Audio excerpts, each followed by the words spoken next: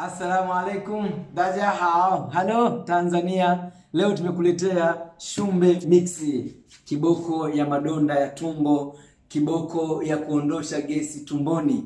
Ndugu yangu, Shumbe Mixi ipo katika type 3. Ipo Shumbe Mixi type 1, Shumbe Mixi type 2, ipo Shumbe Mixi type 3. Shumbe Mixi type 1 kazi yake kubwa ni kuja kusafisha tumbo, kuondoa gesi yote iliyojirundikana katika utumbo na tumbo la chakula. Lakini Shumbe Mixi inakuja kuondosha bakteria ambaye anashambulia tumbo na utumbo mdogo katika mwili wa mwanadamu. Lakini Shumbe Mixi 2 kazi yake kubwa ni kuja kurekebisha kongosho, ambao ni kiungo kikubwa sana katika mmeng'enyo wa chakula.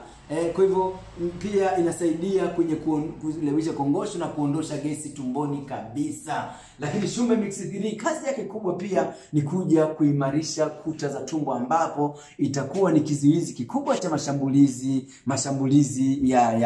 ya utumbo, mashambulizi kutokana na bakteria H pylori, ambao ndio adui mkubwa wa utumbo na tumbo la chakula. Lakini Shumbe Mixi 3 anakuja kutibu majeraha ambayo yatakuwa yamesababishwa na mashambulizi ya H pylori, bakteria angamizi, bakteria sumbufu katika utumbo wa mwanadamu. Kwa atakuja kumwangamiza H Helicobacter pylori.